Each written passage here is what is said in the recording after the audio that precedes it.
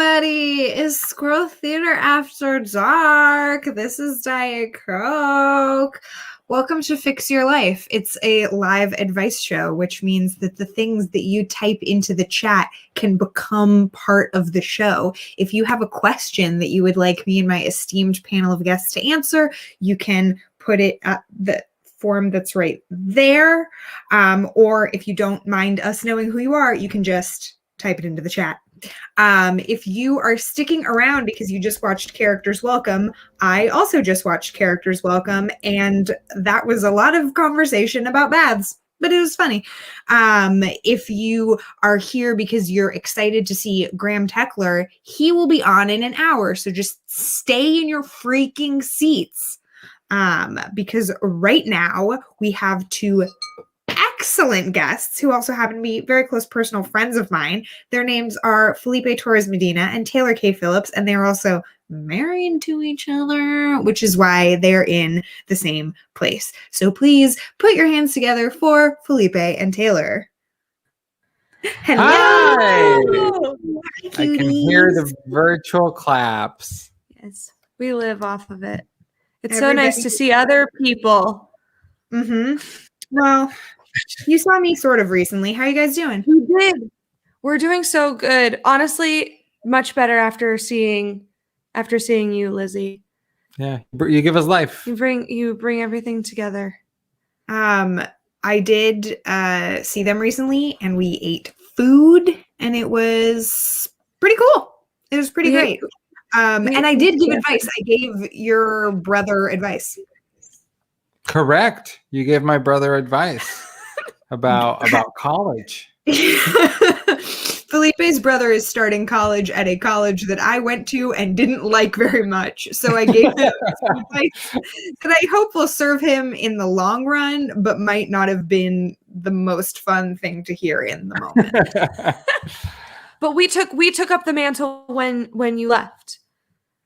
Oh, really? What did you tell him? You can ignore Lizzie if you need to. That's honestly what I think probably most people say whenever I leave any room is just like, she doesn't really know what she's talking about. Do you guys, pivoting to the topic at hand, do you guys need any advice from me in this moment? Is there any part of your life that I could currently fix? Oh, wow. Do you know how to treat a sore ankle? Because I've had a sore ankle for like a week and a half, and I went out for a run today and it hurt a little bit. It's not bad, but it hurt a little bit. So yes. And then do you know how to deal with somebody who won't stop complaining about their sore ankle? That would be my follow-up to that. Yes, I know all of this, so I'm really glad you asked. If my mom were here, she would say, you want to alternate hot and cold. That's always what you want to do for an achy body part. And elevate it just seems general. Taylor, divorce him. Take half, get on Dodge. It is funny, the stereotype of men complaining about when they're a little bit sick is so true. The tweets from dudes after their second Pfizer shot are out of control. These tweets. I'm about to be in a house with a 17-year-old boy and a 29-year-old man. The day after both of their second vaccines. Can you spend this day someplace else? Do you have to be in your Do you want to come over? You want to come over to my place. I don't want to be around them. I can't leave them. Yes, you can. Leave them alone. I can't. Yeah. Okay. I'll play nurse. Yeah, I'll make tea and shit. It'll be fun. It'll be so fun. It'll be so fun. All right, we got a couple questions. Let's start with questions from the chat. So I've just fixed your life, so that's topic. It's fixed. It's fixed. We have to get a divorce, but other than that, it's fixed. Well, yeah. So, I mean, if he doesn't stop complaining about the ankle, he takes my advice. Okay. He fixes his ankle. If he keeps complaining after that, then the second part of my advice kicks in, which is split up. Right. All right. I have a job interview tomorrow. This is from Sister Slug. Okay. It's my first one. I'm 17. Congrats. What the hell do I do? Okay. Mm, Assert dominance. absolutely. When you walk into the room, you know, I feel like a job interview is best approach like when you encounter a bear. So you know, make yourself large. A lot of noise. A lot of noise. You know, make them feel like you know that they have the power because they are the bear, but you are smarter. You are the human, you know? Have So, sticks and bang the sticks together. yeah. Bring a lighter and just like move fire around. That's gonna freak them out. Yeah. And they'll be deferential, I think. And then you can just And I think to that end, you know, play hard to get. Yeah. You know, you don't know what this job is, right? You don't know like why you would be qualified. Like, why are they asking all these questions? You know, like remember that like they're interviewing you. And I think, you know, it's the more that you act like you don't care, the more they're going to be like, we need her, because you're 17. Everybody, you know, everybody wants a 17-year-old kind of on their team. End of sentence, Taylor. Everybody wants a 17-year-old. No, I can't end that sentence. Everybody wants to say a something 17-year-old. It is the perfect, most wantable, most desirable, most attractive age. Oh, okay. So wait, I don't know if you're supposed to say this, Lizzie, but I'm also reading it in the chat. So tell me if I'm committing a faux pas. But she says, I do need this job. I want to move out ASAP. Okay. What is the job? Right? What is it? Like, do you have to have skills? While we wait for this person, confidence? I will say up until I was 18, the only job I'd had was like babysitting. And then I worked at a clothing store you may have heard of called Urban Outfitters. Yes. I worked Walgreens. Okay, great. I'm a fan of Walgreens. Far better than your CVS's and your Rite Aid. Oh, I'm so sorry. We've been assuming this person's gender based on their username, but it's they them, which is excellent, and happy to use that from now on. Thank you for the correction. Walgreens. All right. How to get this job? You want to move out?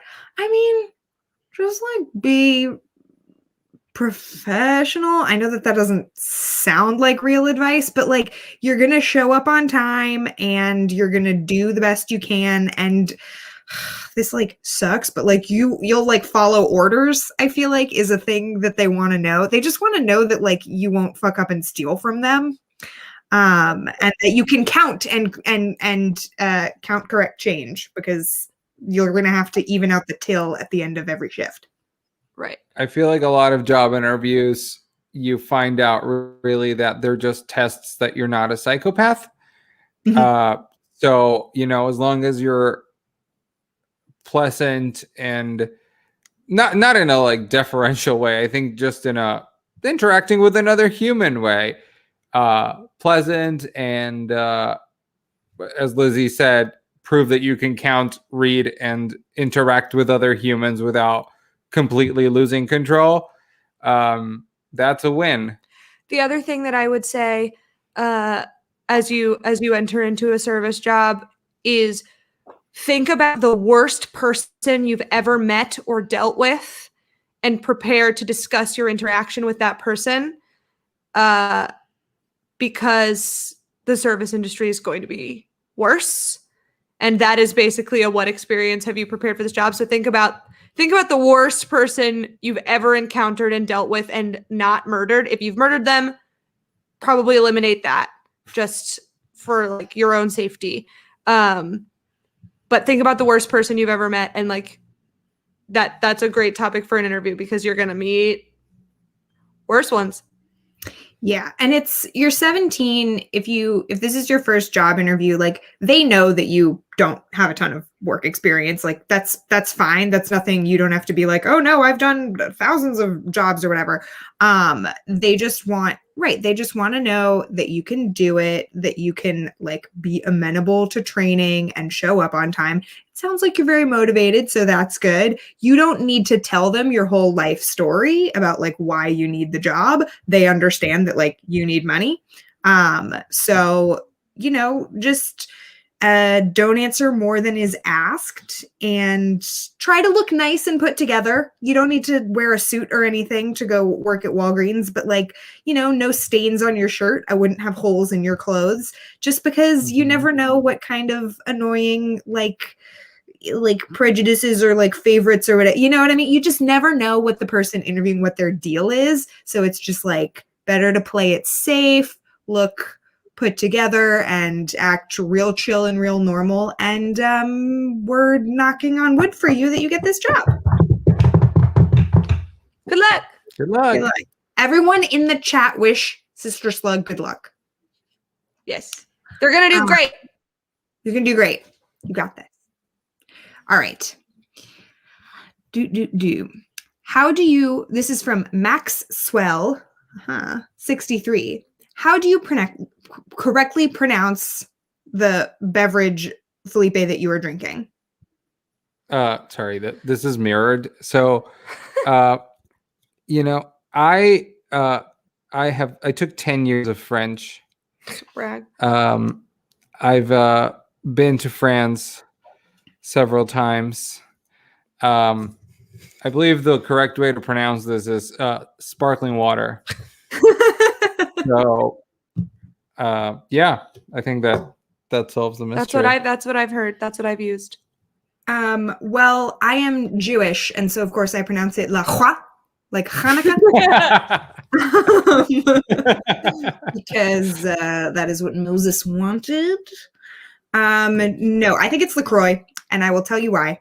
I read a BuzzFeed thing about it, and it is named after the lake that's like by the place where it was invented. And the lake, I think, is in Minnesota, and everyone in Minnesota calls the lake LaCroix. So I think you just call it LaCroix.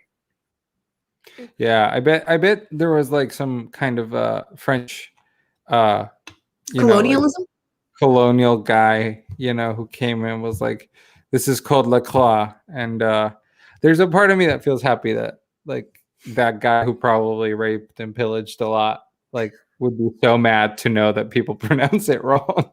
If you go a little further south, I'm sure they call it LaCroix. LaCroix. Because we like to pronounce all of the syllables. That's very generous of you to give all the syllables, all of the letters equal weight. This is the nation that decided that it's pronounced hors d'oeuvres. Hors d'oeuvres. Hors d'oeuvres. Hors d'oeuvres. Hors d'oeuvres. As Lizzie would say, hors d'oeuvres. Hors d'oeuvres. My Yiddish ancestors are rolling in their graves. A slight pet peeve of mine. I mean, maybe this is like elitist or whatever, but when people try to be fancy and end up saying the wrong thing, like specifically like Ralph Lauren, like he's from America. His name is Ralph. Like that's not, you know what I mean? Like you don't need to over fancy shit. That's true. Just in general is my advice. Don't say Mexico. If you're white, don't say Mexico. Don't say that, please. No. That just Argentina. Barcelona. The one I think that really trips people up is like Ibiza, because it's like Ibiza is wrong. Like that's not what it is. But then if you say like I was at Ibiza, like that's really douchey. So I don't know.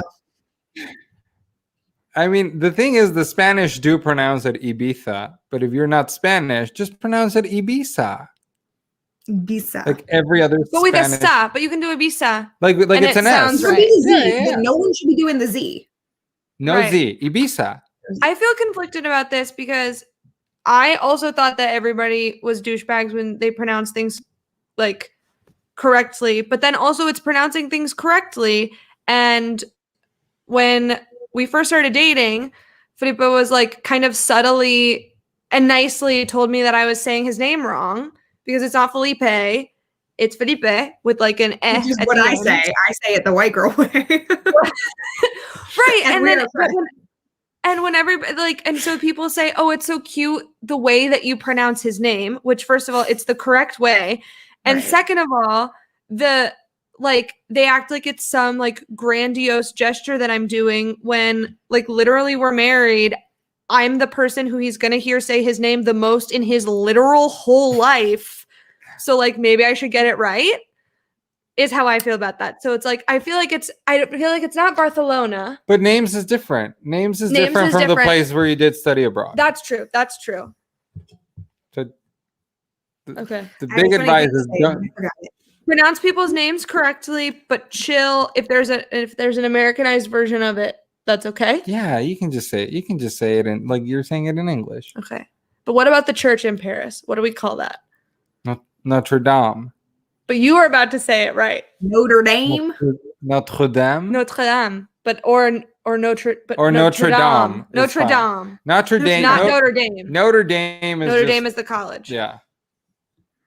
I even have trouble sometimes with like movie titles that are written in any kind of like colloquial way, all of which is to say I feel like a real idiot being like, you know what I watched last week was Da 5 Bloods, like that it just sounds wrong.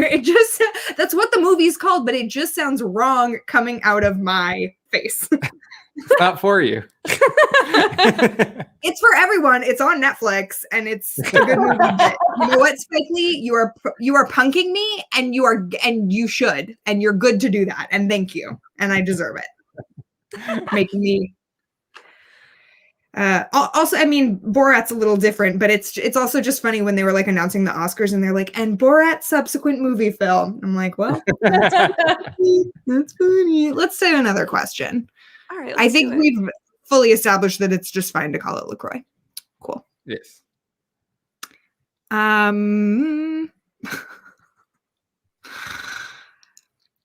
Worried I lost touch with a lot of friends during COVID. How do I let people know that I want to hang out and be friends? How do I put out feelers that I want to see people now that I'm vaccinated? And this is from Sal.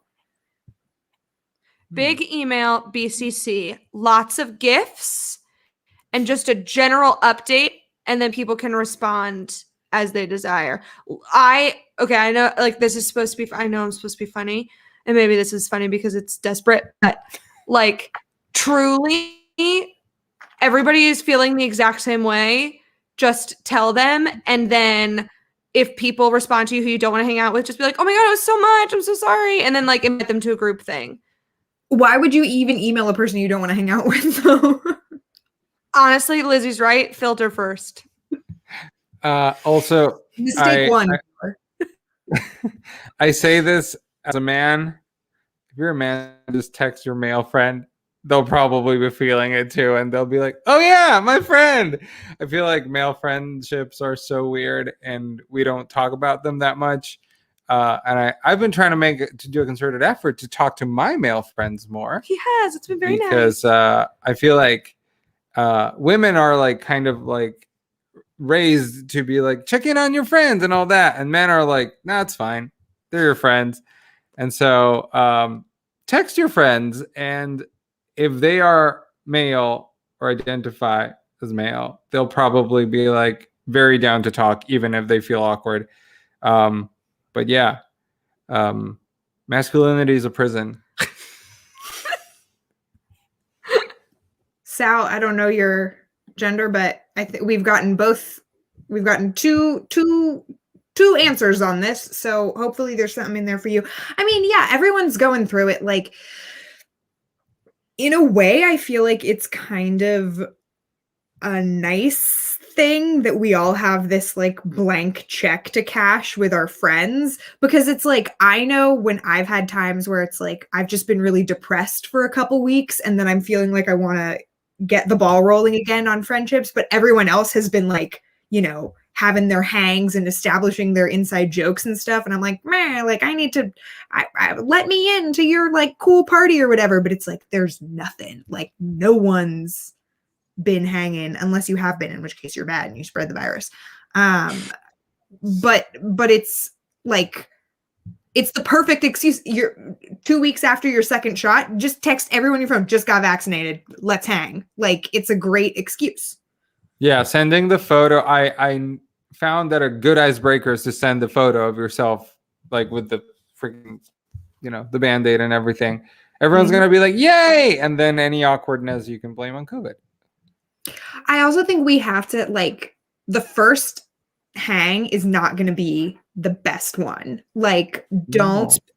Like, you just got to break the ice and then the friendships will, like, we're going to have a 3 to 4 week period of everyone just checking in and it'll be awkward. And then the summer will be good. Yeah. And everyone feels that way. And also like give yourself a little time or if you're my husband, give me a little time to freak out that everybody hates you and you're like a bad person who nobody actually wants to hang out with. Well, it's Taylor, just that Lizzie, I didn't know how to do that. Of the I've been viewers. talking to some of our mutual friends.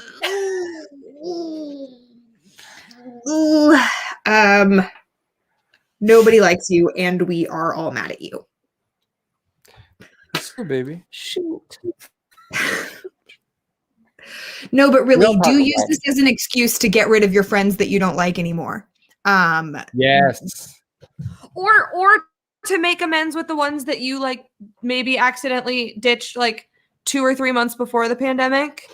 And then you're like, oh my God, I missed you so much. And maybe they'll forget. They probably don't forget, but like apologize. Yeah. And then hop back on it. You're going to do great because we're all doing it. We're all doing See how awkward this was? See how weird this is? Oh, this is my great friendship hack. Contact a comedy theater.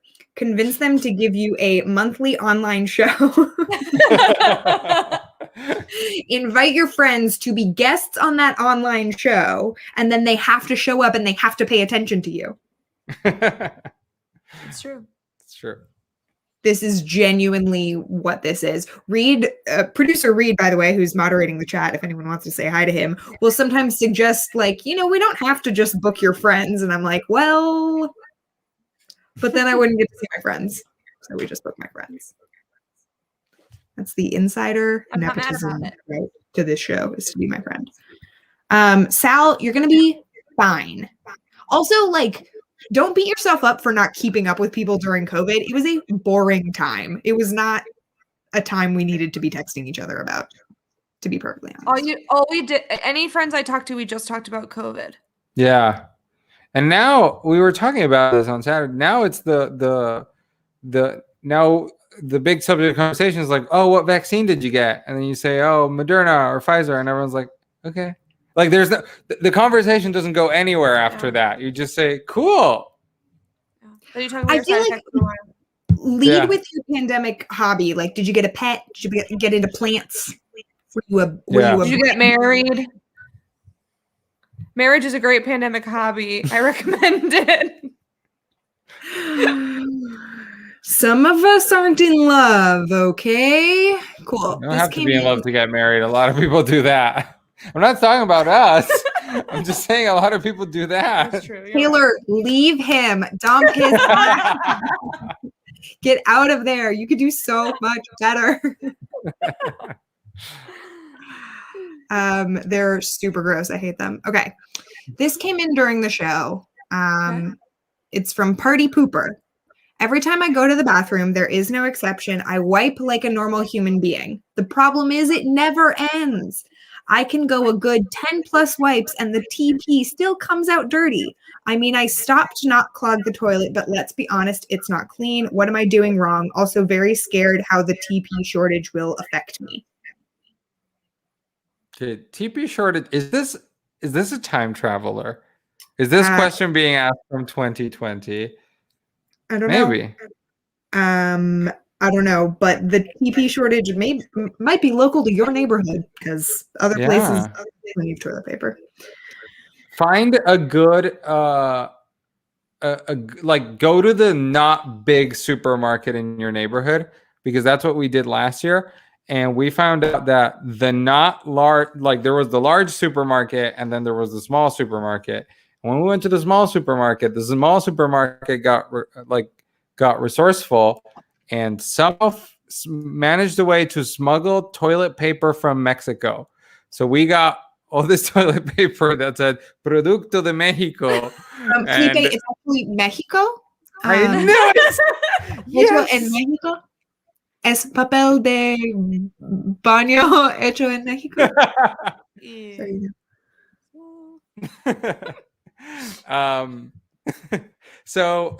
Yeah, I would also say invest in flushable wipes. Yes, that's what I was gonna say. He took my thing. Flushable wipes. Invest in flushable wipes. They will clog your toilet. But Get a plunger. Flushable wipes and a plunger. That's it. Problem created, problem solved. That's great. You guys are approaching it from literally the other end. I was going to say eat more fiber. You can have, eat a banana, eat a muffin. Yeah. Eat like a banana Check nut muffin. Your iron as well. If you're a person who menstruates, especially when that's going on, replenish your iron. Yeah. Eat like a horse, like raspberry and oats. That'll get you regular. Yep. Also, eat a horse. Eat a horse. Go to a restaurant where they serve horse, and then tell us how it is, because I've never had it. Yeah, and what their seating capacity is, because we're still trying to be kind of careful. Mm-hmm. Okay, cool. Life fixed. Great. This is from Fakina McFakerton.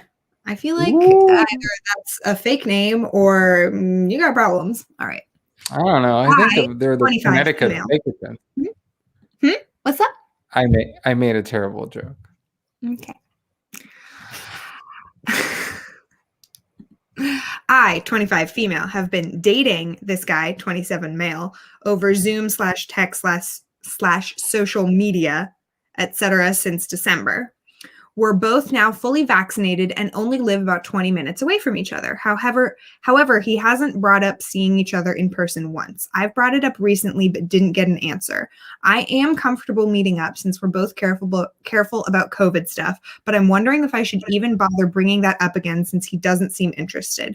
A fully online relationship isn't appealing to me, and he's expressed that same sentiment too. My question is, should I ask him to meet up in person again, or should I just accept that this probably isn't the right guy if he's not excited to see me in the flesh? Wink, wink. Dump him. I second that, but also it's COVID and things are a little weird. I say give him one more chance. Say like, hey, we talked about meeting up. Do you want to meet up at this time? And then like this time provide him options or whatever. If he can't, but doesn't make a move to reschedule, I say dunzo. Yeah. I think December is a long time and I understand that most of those months were like it was super COVID, but like you should be at the stage at this point, ideally, that you can like talk about this stuff. Also, like I know that we probably can't have that context, but I would like to know what happened when the first time that the subject of meeting in person was brought up. Like, was it completely ignored? If it was completely ignored, then yes, like, I mean, maybe one more chance and then, whatever. But if it was like, hey, do you want to meet up in person? Sorry, my dog is dying. Maybe let's cut someone some slack, but, and checking on their dog. But yeah, I think one more strike. One more, be really clear about it. Be really clear with yourself and with the fella. And then shut it down. Yeah. Good luck. Yeah. He should want to see you and he should want to like spend time near you and stuff. And you are not alone, because I was talking with a friend last night who has a similar situation where they had been like texting and DMing for a while, and she was trying to turn it into like a FaceTime thing, and he was giving her the runaround. And like, texting is nice. It's nice, but like, we are not on this planet for very long. if this person doesn't want to put in face-to-face time with you, there's someone else who does. And like, at the end of the day, that's kind of the only thing that matters, you know? It's very true. It's very true. Here, here. Here, here. Cheers. Here. Life Yeah. fixed. One more shot. Also, if you're fully vaccinated now, like I'm not going to say like go do whatever you want, but like, yes, you can see one other fully vaccinated person. I work at the CDC and I am an epidemiologist, and I am telling you, you can see this person. Cool.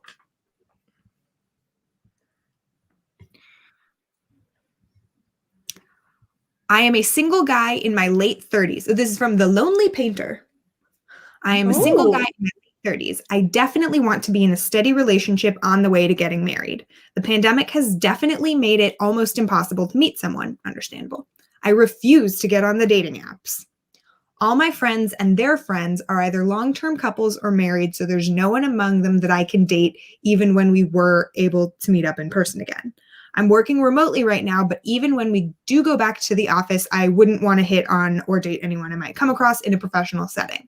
I used to go to a gym before the pandy, but even there, I just wanted to work out and not have to worry about looking presentable or hitting on anyone.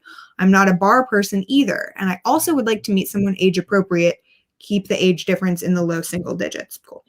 I feel like I am an emotionally mature and available person, and I often get the dreaded, I can't believe you're still single stamp of approval from my friends, but I struggle to meet someone. Sometimes I think all these rules I have created are just a defense mechanism.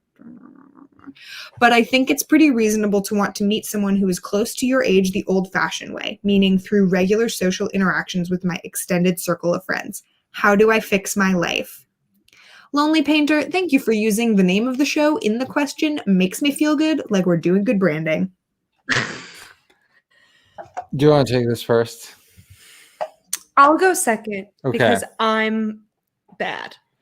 I'm going to say this, Lonely Painter, and you might not like it, but you say you're emotionally mature. I'm hearing a lot of excuses as to why you don't want to go and meet people. Like, I'm hearing, I don't want to meet someone at the gym. No. That's a good one. Don't hit on people at the gym. Well, don't hit on people at the gym. But I'm hearing a lot of no's and too few yays. That's a good one. So, yes, don't hit on people at the gym. But like, I heard a lot of no's and too few yays. Maybe if you don't want to date anyone in your office, befriend someone in your office, and like 6 degrees of Kevin Bacon. Just a friend of a friend of a friend of a friend. Be in a film with that person, and then that person will be in a film with another person. Exactly, and take a class. We met in an improv class. Okay, we were younger, but I do think I do think maybe situations where you would be in a group context with other people that might be single and available are good things. If you're not interested in the apps, there might be some situations that you may be able to insert yourself in where you're not pressured to find a partner, which I think what the apps do. They're kind of like, oh, this is just for finding a person to settle with. Otherwise, you're using them wrong or you're undeserving of love. You can, maybe expand that circle. You're talking about you want to meet your friends through your circle of, you want to meet your partner through your circle of friends or your extended circle of friends. Maybe it's time to broaden that circle and put yourself in context where you might make more friends who might end up being romantic partners or might introduce you to romantic partners. But a little bit more yay and a little bit less nay. Okay. That I agree. I'll say it a little bit more blunt. You have to decide if you want to meet somebody or if you want to, quote, meet somebody the old-fashioned way, because 1, you have a lot of options presented to you, and 2, you're going to spend a lot of time deciding for yourself what the old-fashioned way is, and it's going to get in your own way. If you're in your late 30s, right? The idea of what the dating, the idea of dating apps being one thing and the quote unquote old fashioned way being something else. First of all, the old fashioned way is bars, which is something that you're not interested in, which is great. All of this is fine, but like ask to be set up. Like if you're specifically goal oriented, tell these people what your goals are. Now, I want to give you reason to hate me and dismiss everything I'm saying, because I find that is sometimes easy, which is that I met my husband when I was 23 in an improv class, which is stupid. And like, I even hate it, but like the payoff was great. And I was never on the dating app. So I understand your aversion to them, but also like that is what the world is kind of. So, I mean, that's just a focused way to meet someone.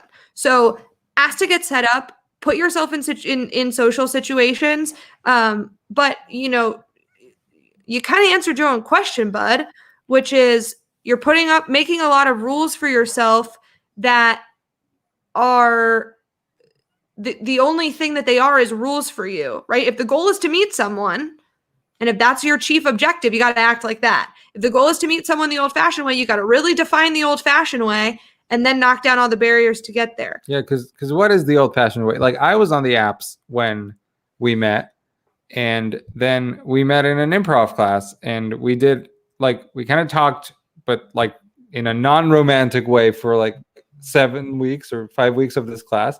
And then, of the class. I was like, after we went on a date and then we talked, I feel like that was romantic. Of this class, right? Yeah. And then the last day of class, they were like, hey, do an exercise with someone you haven't done a lot of stuff with throughout the class. And then that became romantic. So there's no such thing really as the old-fashioned way other than human interaction. Yeah. So unless we're all saying that the old-fashioned way is a 2-person herald, in which case grab a bunch of people off the street and ask them to do 2-person grab herald. the mug. Lizzie, grab the mug. Do the thing. Disgusting. So gross.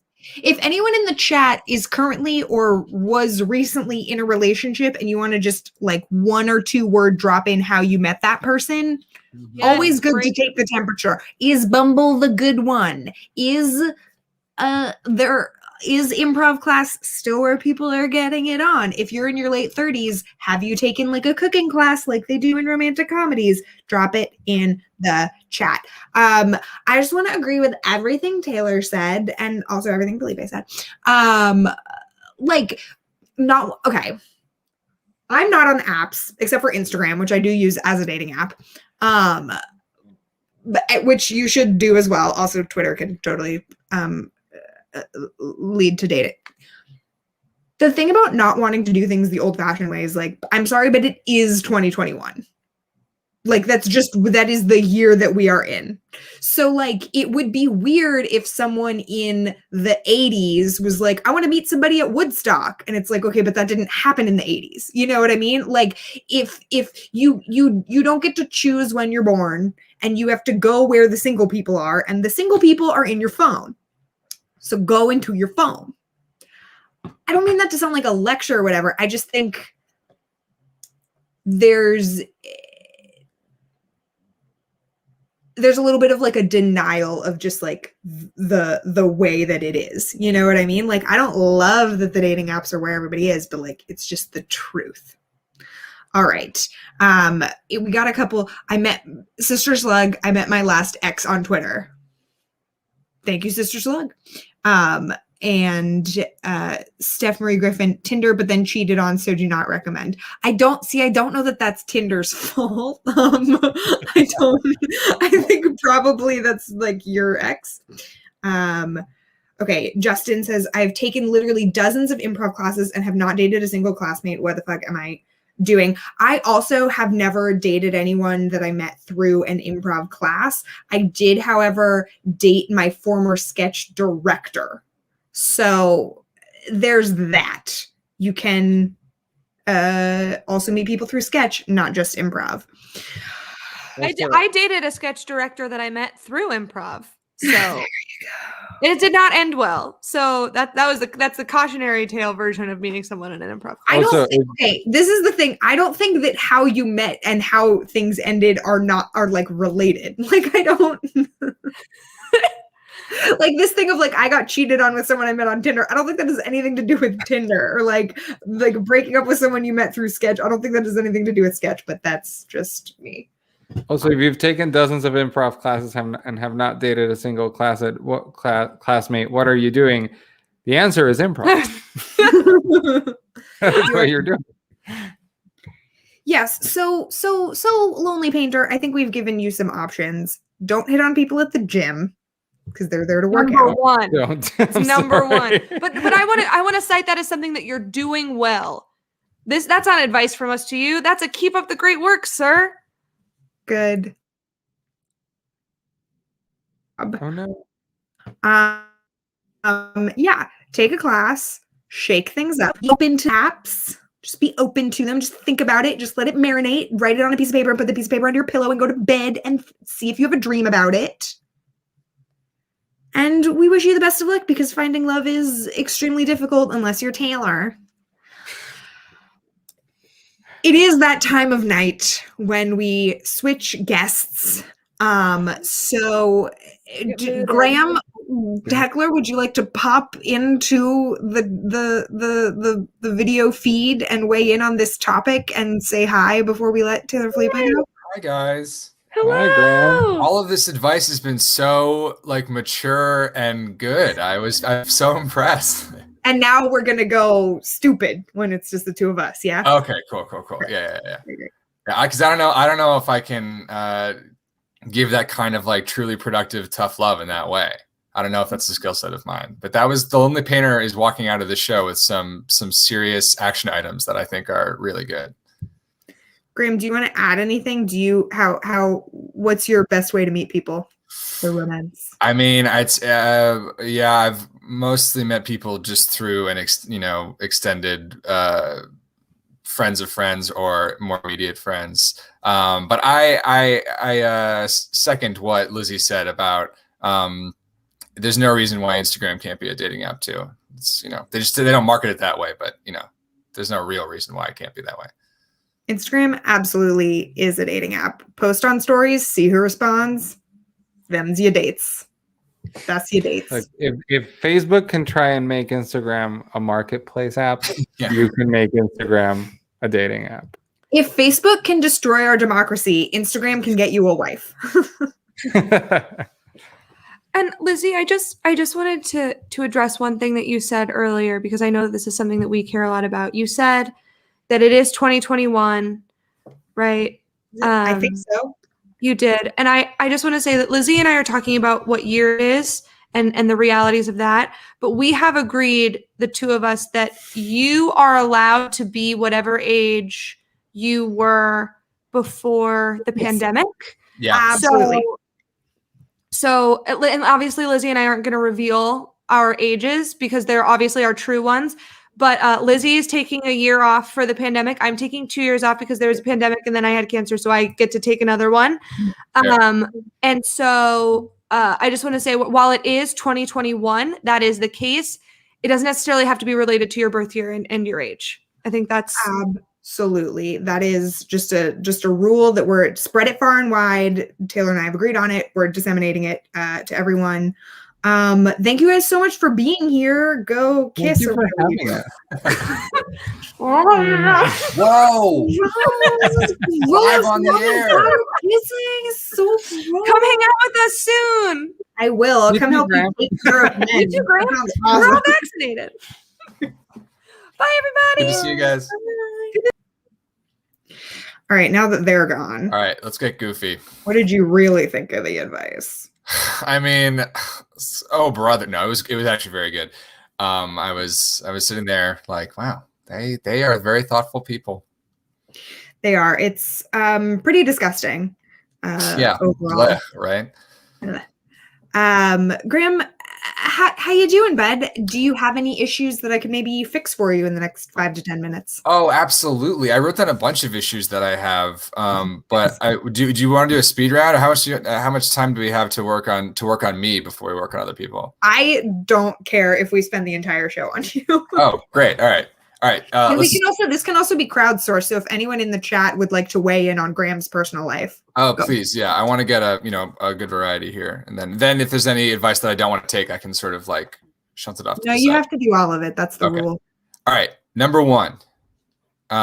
This is a pretty basic one. I feel like a lot of people need advice on as we head into the twilight of the pandemic. But I've gotten one haircut in between last, February and now. Should I get another one? Am I pushing a boulder? Is long hair Graham pushing a boulder up a hill and that I should just give up? Or is it working for me? I need your honest advice. Lizzie, fix my life. I think the long hair looks nice. I think men can stand to have longer hair. I wouldn't go past, once it's touching your shoulders, it's time for a trim, but it doesn't look like it is. Yeah, no, I cut it. The last time I cut it was about to this-ish height, but it had gotten down to, it was like, sort of starting to spread across the shoulder. And that's when I thought enough was enough. Chat says long hair Graham looks good. I agree. Thank you very much. Oh, good. All right, this is good positive feedback.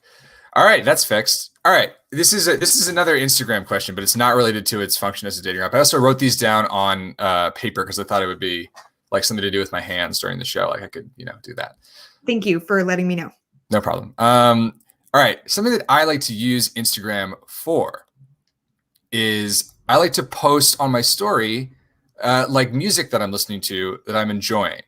I've noticed you do that a lot. So that's my question. As a viewer of Graham's Instagram stories, this is 100% factual. Now, but I don't know if it's a particular trope on Instagram that it's like, oh, that's like an annoying thing people do. I know it is sort of criticized on Twitter, like sharing Spotify links on Twitter. I feel like people have maybe I'm off base on that. Twitter as like a thing people talk about. Okay. Well, is it something that I need to, this is good because you're familiar with this habit of mine. Is it something that I need to scale back? Or should I stop being self-conscious about it and just let my freak flag fly? Both. Here's what I'll say. I think if this is if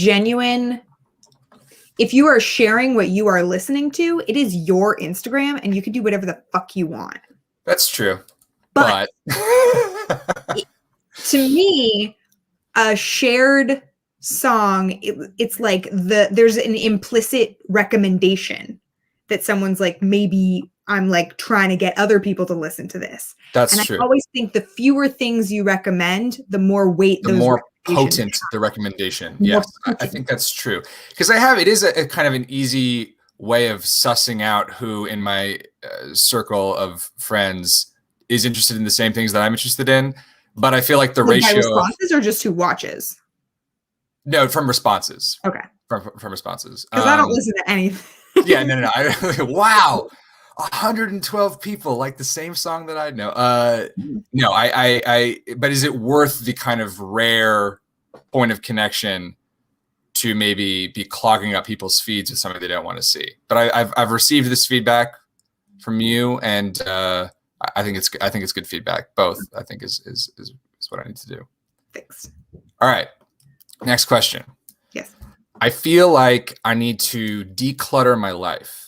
And I know there's obviously this is I've read the Marie Kondo book, so you're talking to an expert. Good. I have not, so I trust your take on it. I'll just summarize it for you. Yeah. And I'm fine with, I'm not a hoarder, but okay, that sounds like something a hoarder would say. Something a hoarder would say, yeah, for sure. But I think something that I have a problem with is throwing away anything that was given to me as like a gift or not even like a birthday present or something, but just could have been like,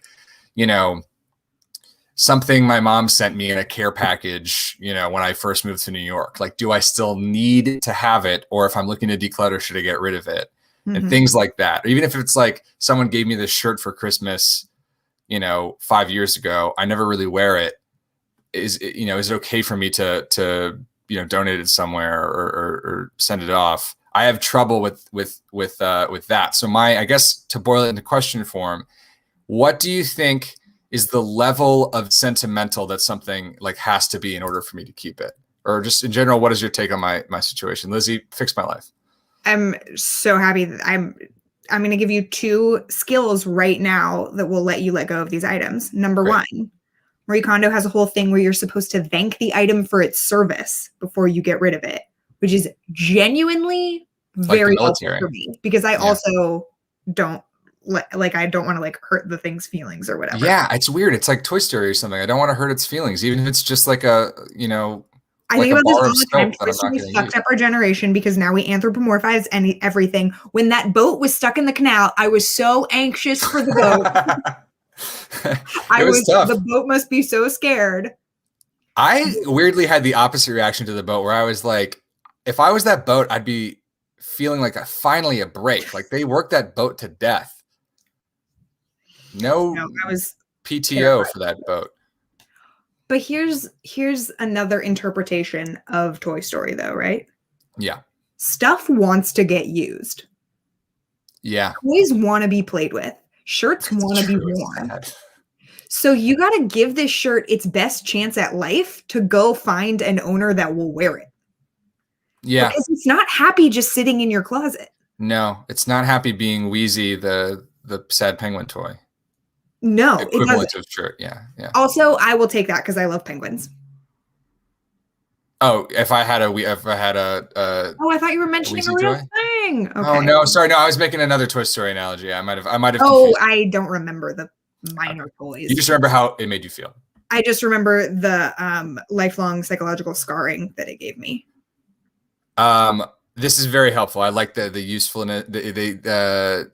Just reframe it. Just reframe it. Reframe it. I got to reframe it in my mind. It's all and then you're going to go give it a life where it will be used and happier.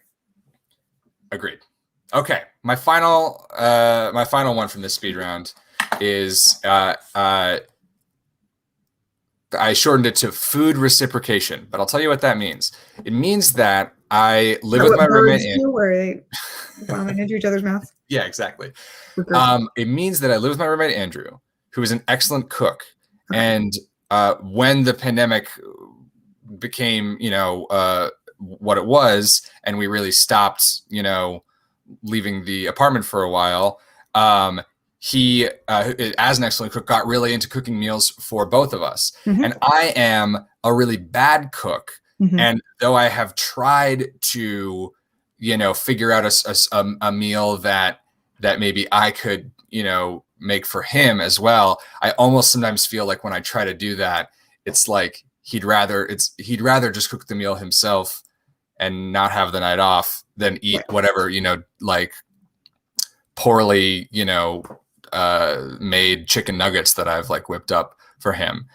I've up to this point have been trying to just make dishes like my way to pay that back, but it's not a really equivalent, level of effort that's being put in by the both of us. He's putting in more effort. So what are other things that I can do to reciprocate my generous, kind roommates' willingness to share meals with me so freely?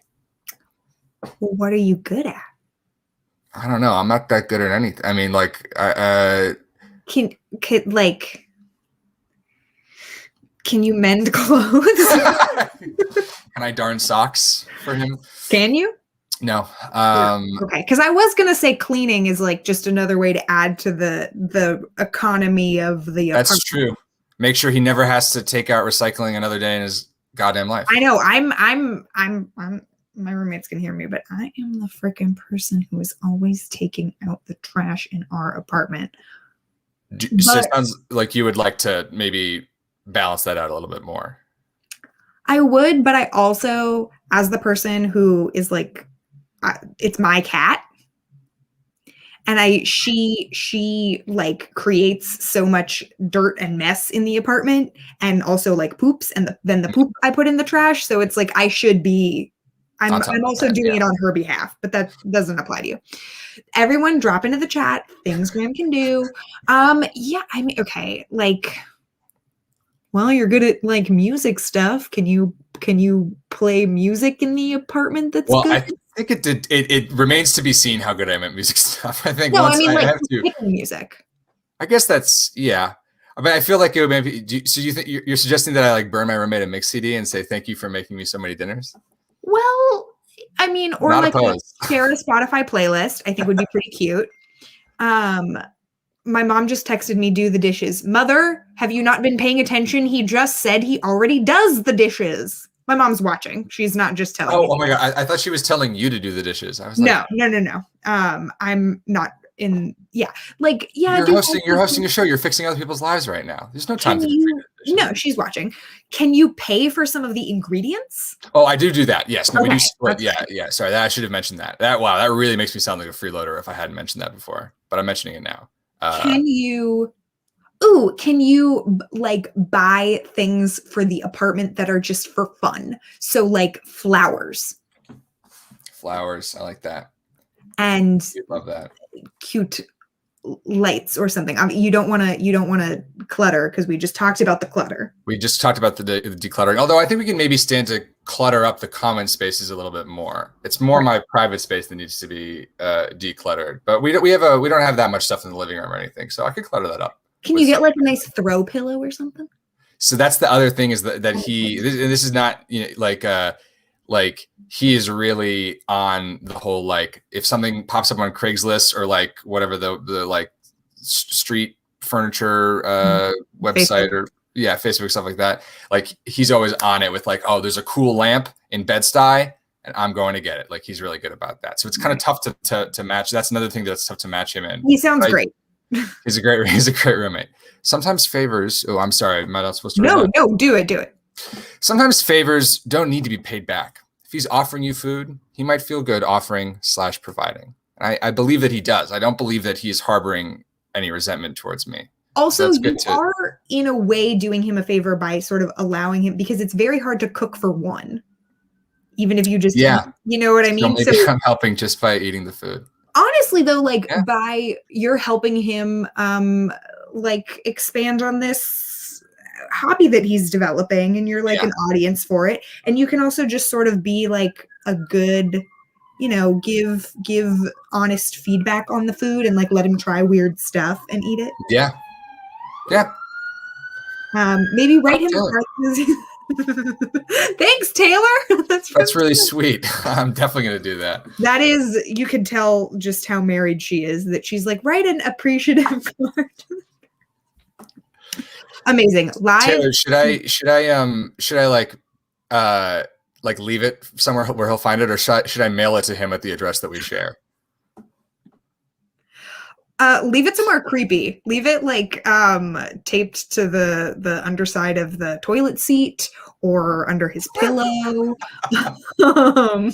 or in a book he's in the middle of. Oh yeah, like swap out his bookmark with Swap out his bookmark. Hide it in like some funky art piece, and then list that on Craigslist, and wait till he comes to pick it up. Oh wow, yeah, that would be really sweet. Taylor says to mail it. Yeah, maybe I'll mail it. Yep. Thanks, Taylor. We can't get away from that.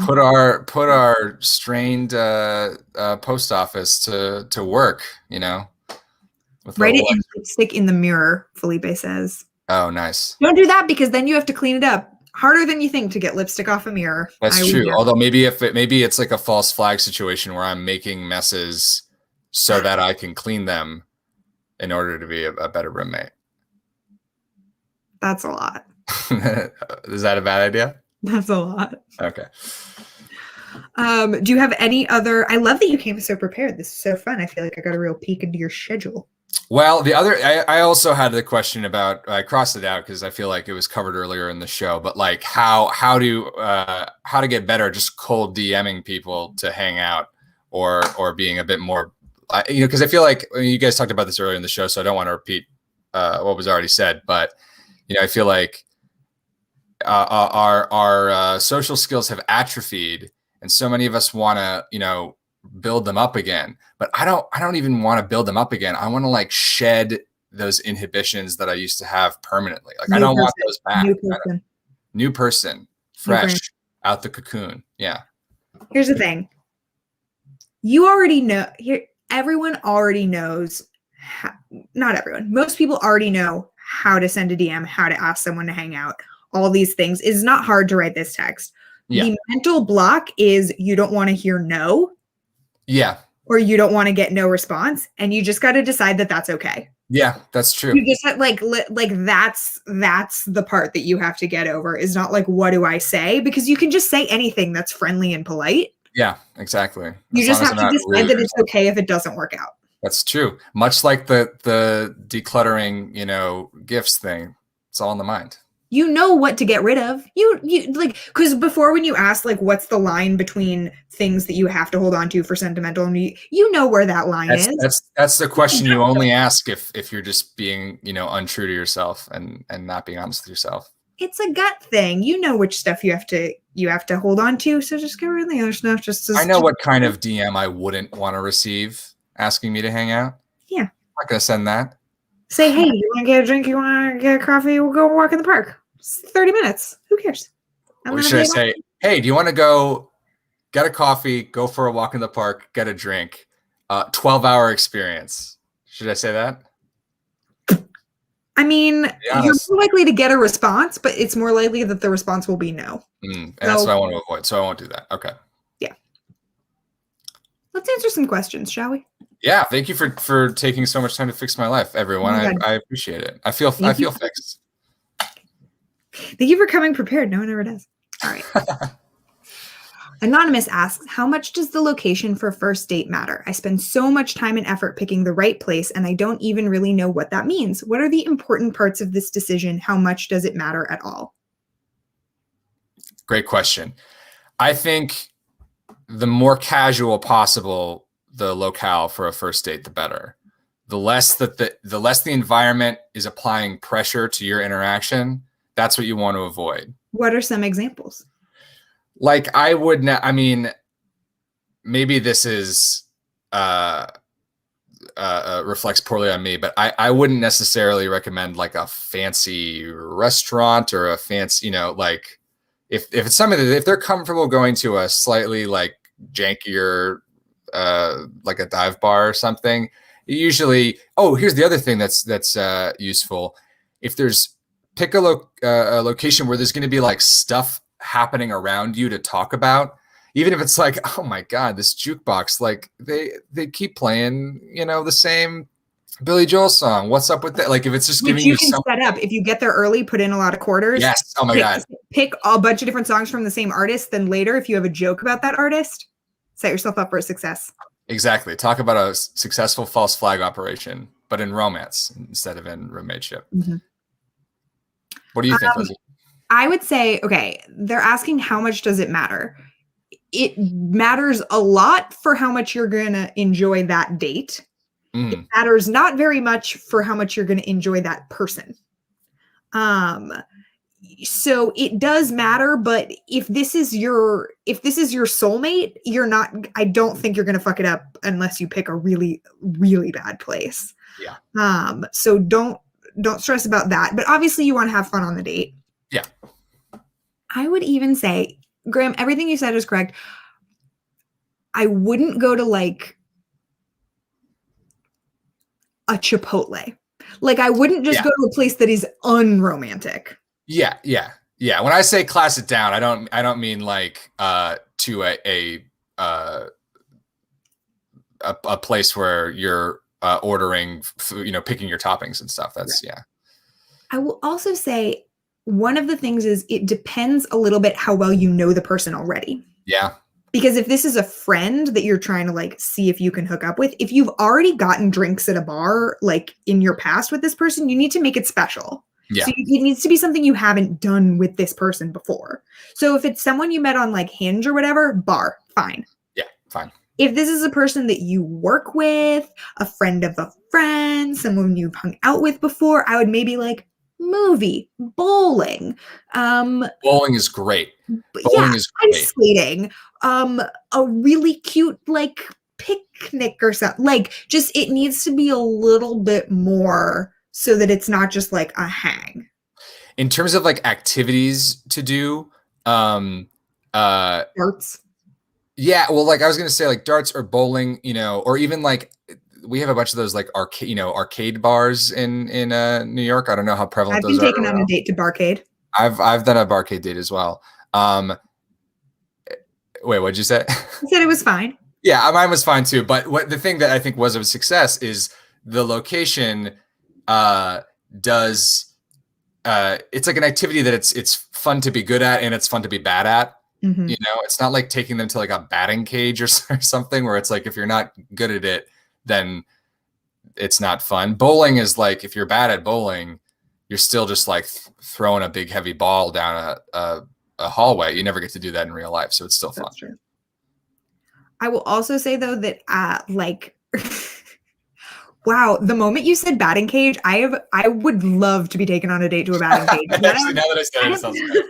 There's a scene in The X-Files where Mulder and Scully are falling in love and they hit baseballs, and it is the most romantic thing. And I think that just implanted deep inside me, and now I really want to hit baseballs. That's a situation where they needed to pick a different thing to do. They needed to do something that was not working at the FBI. Because they work together and they also investigate paranormal crimes. So they've seen a lot. You kind of have to zag, you know, if you're in that situation. Now, if you do not investigate paranormal crimes, investigating paranormal crimes would be a great date. A great date. Oh, yeah. Yeah. Go look for Bigfoot. That would be such a fun date. Yeah. What would you do if someone was like, we're going to get on the PATH train. We're going to go out to like a forest in New Jersey. I hear that if you go there at the right, you know, time. I was being murdered. Yeah. But if I knew that that wasn't the case, I would be so into it. If you could confirm beyond a reasonable doubt that you weren't going to get murdered. Yeah. That's when the fun kicks in. Yeah. Yeah. So yes, to answer this question, it's not about picking the wrong or right place, just a good enough place. And then if you show up with a good attitude, and yeah, it's got to be a little, it shouldn't be a thing that you've done with the person a bunch before, because then it's not special. It should always be special. Sarah asks, career success completely terrifies me. Anytime that something I've worked hard for pays off, I feel like I have 10 minutes of intense happiness followed by instant anxiety attacks over fucking it up, which means I sometimes struggle to follow through and do indeed fuck it up.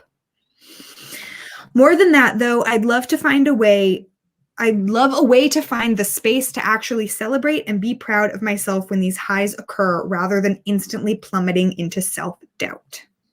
Wow.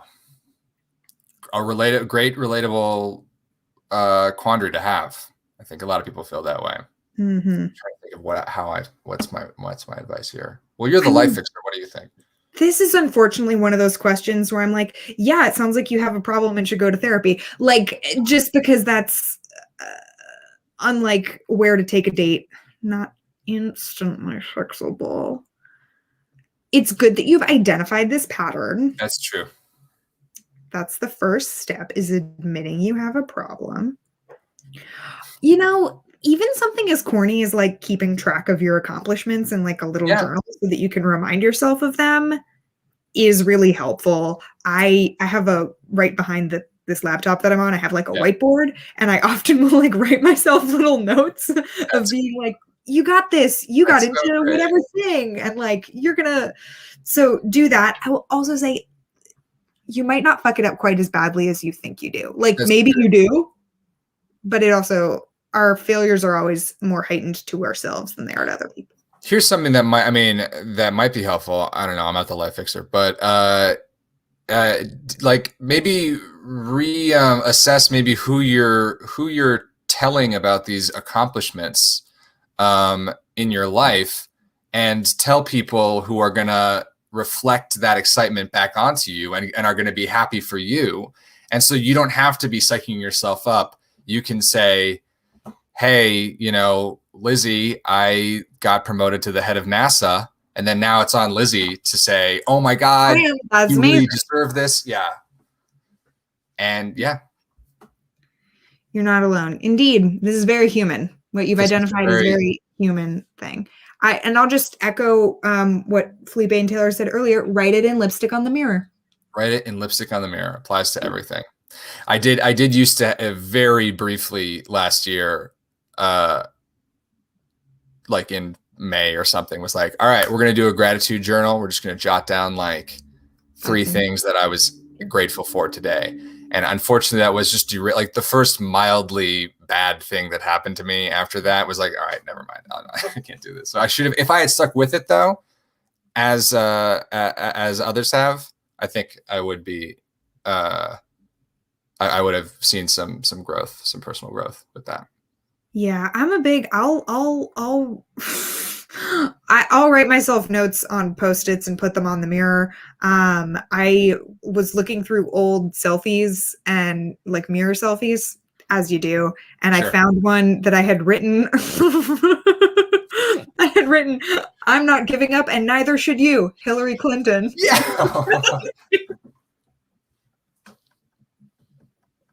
And I was like, you know what? If Hillary can survive the most traumatic thing that's ever happened to anyone, which is losing a presidential election, I can make it through my day.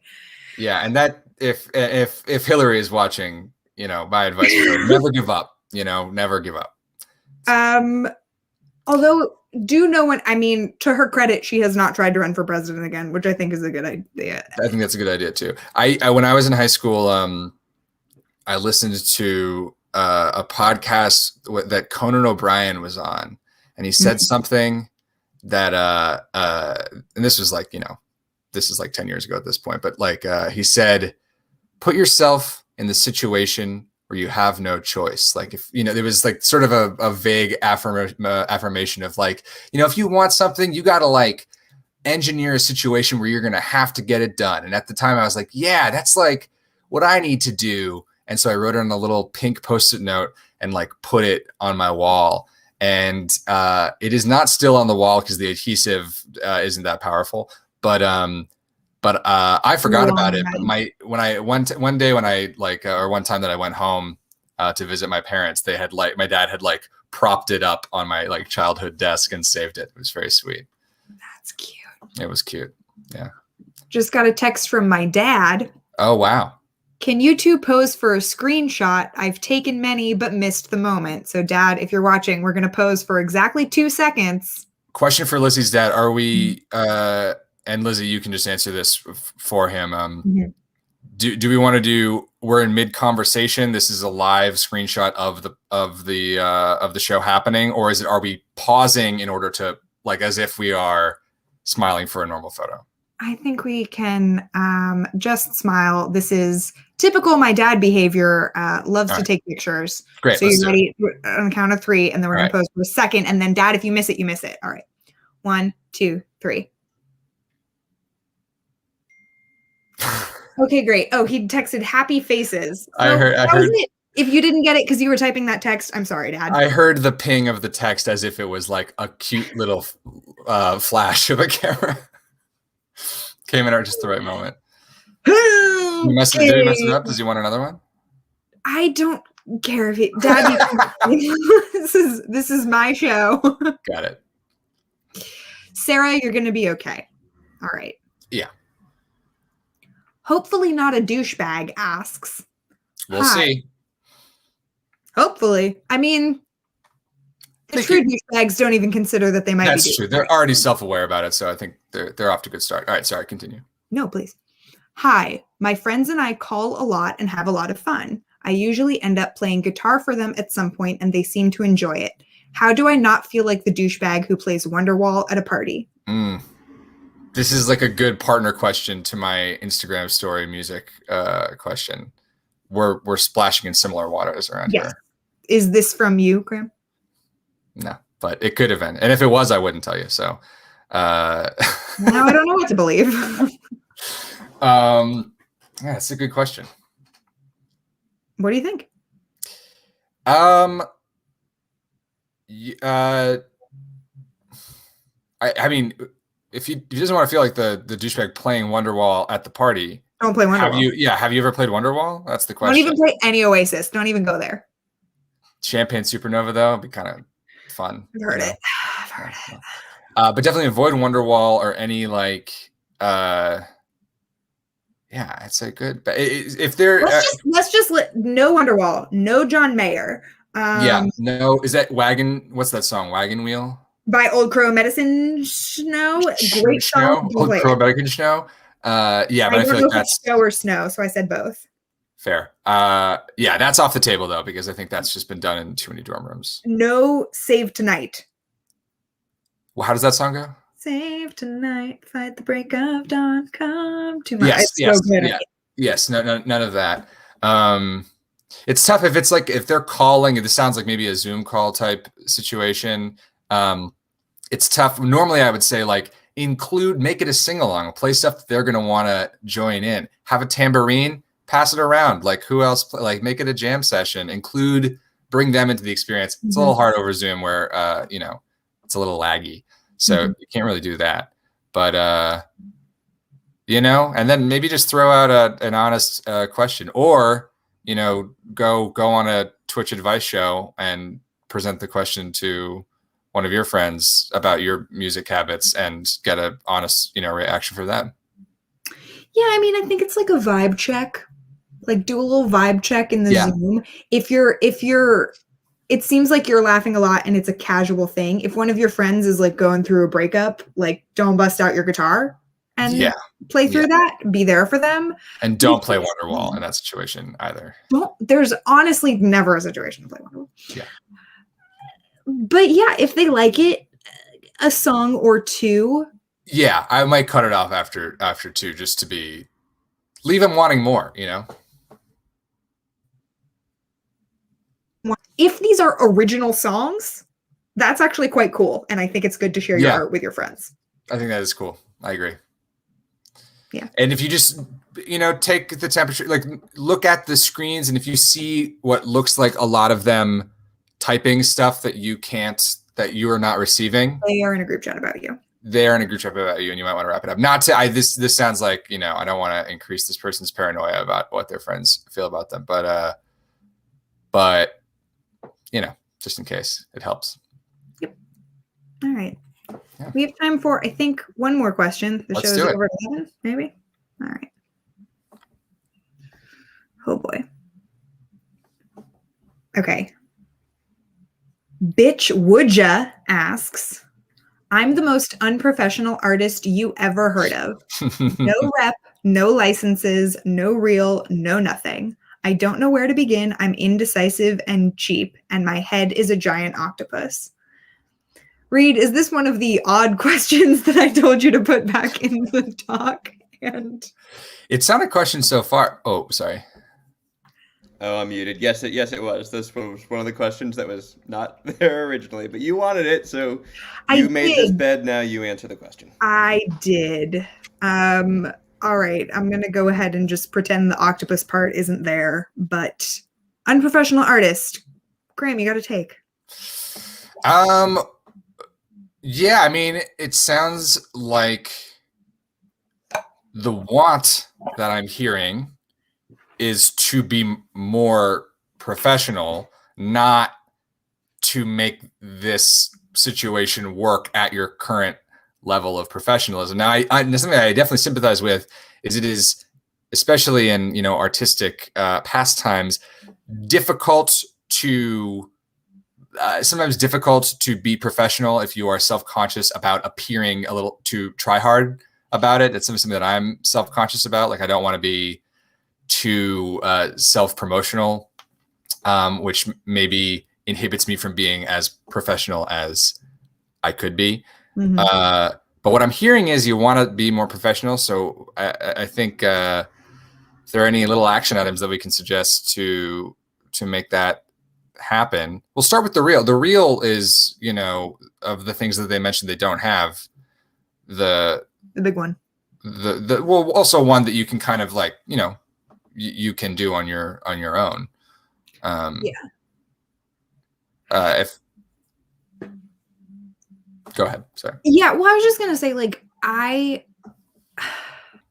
talk about this with my friend Raquel all the time because she is like a super talented actress and singer and dancer and all this stuff, but she like doesn't ever want to, she's like, no, I can't, I don't want to like advocate for myself and stuff. And I'm always just telling her like, why should anyone else believe in you if you don't believe in you? Like, why should anyone else take a risk on you unless you've first put an investment in on yourself? So like having a website and a reel Yeah. and a headshot and like a professional email address and stuff. These are not these are just things that allow other people to see you the way you want to be seen. Like That's very good. It's not about like that you're whatever doing something that you're not ready for. It's just like people only want to work with people and hire people who are serious about what they do and aren't going to flake. So you're just showing that you are invested and are taking your career seriously. It doesn't have to mean anything more than that.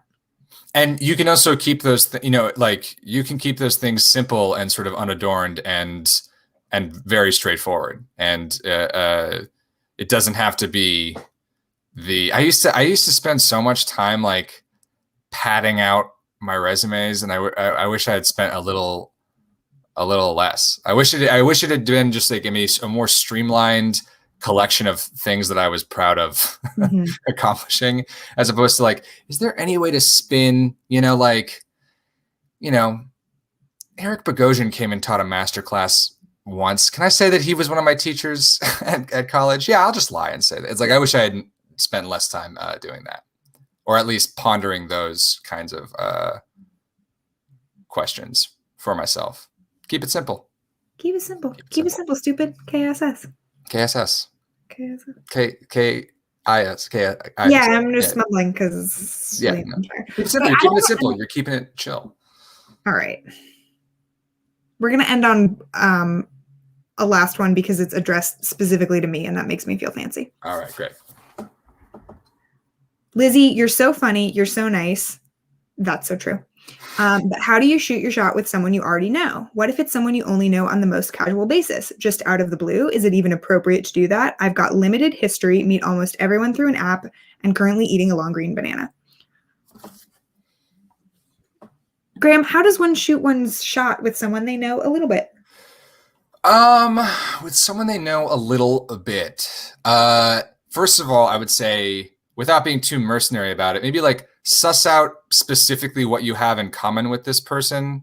Like try and figure out, like clearly define maybe your common interest. Are you both, do you both like, are you both movie buffs? Are you both sports fans? Are you like, what's going to be the thing that you can maybe send them one of those cold DMs that we previously discussed, although not a very warm cold DM. Cold in that it's unprompted and unsolicited, but a friendly DM to maybe throw out an activity to do together that is not, hey, do you want to join a Zoom where I'm playing Wonderwall for my college buddies? Unless that's the thing you have in common. Unless that's what you have in common, unless they're a big old Oasis fan. So. Big dorks. Does that sound advice to you, or what do you think about that? That sounds good. I was also just going to say, like, I am so funny, I am so nice. 100% true. Yeah. Listen, we all know the game, right? Like, single people in their 20s and 30s, we out here trying to date. Like, this is probably not a thing that has never crossed their mind. Yeah. Like, it is not that weird. Like, I totally get the thing of, especially for guys, not wanting to be creepy and not wanting to be like, I'm just like sending 1,000 DMs to every girl who I've ever talked to. Hey, you don't want to be, you don't want to do that. Don't be that. But like, if you genuinely like, or like think that you could like the person, you have a couple things in common and you've chatted before on whatever medium, like, just do it. Just make it real casual. It's not weird. It's not weird. I have definitely, sent, like hey, let me know if this is off base, but would you ever want to go out sometime? Thing. And I put a lot of effort into crafting it in a way that was like, oh, we're all just goofy people like tossing it around.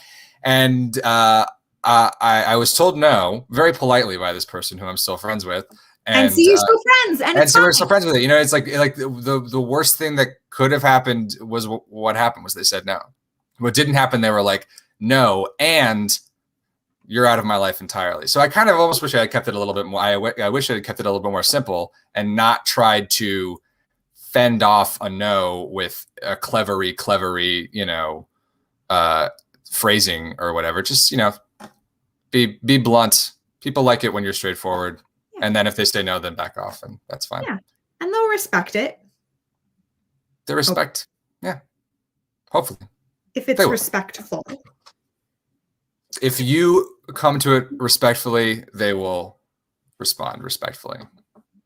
And if they don't, then they're not worth asking out. So yeah, and just keep it, and just don't try to be so funny that you end up saying something like slightly mean or whatever. Yeah. You do want to avoid that. That like, playful over familiar rudeness is just roll sweet, just like, hey, sorry if this is off base, or like, hey, you seem quite cool. Yeah. Would love to take you for a drink. If that's something you're into, let me know. Hope your My friends and I do this Zoom. Sometimes I play a little guitar. Anyone's welcome. If you want to swing by, I can send you the link. Please keep yourself muted because I will be jamming the entire time. And the feedback is weird if you're not muted. It's harder for me to play successfully. By the way, the song that I put on my Instagram story. Yes, it's going to be exclusively songs I've posted 15-second clips of in an attempt to maybe drum up a conversation with people that I only know through the internet. Perfect. Life fixed. Graham, I could talk to you forever, but there are other people. This is so fun running this, and they need to get back to their lives. Real lives. So everyone donate at the link where there's the donating, and subscribe to all the things, and support the Squirrel Theater. And we will be back on. Read, when are we back? I'm literally checking. I have a physical calendar because I'm a Luddite. We'll be back on the 19th. We'll be back on May 19th with more of this, with guests to be determined. So if we didn't answer your question now, we'll answer it then. Goodbye. Bye. Thank you.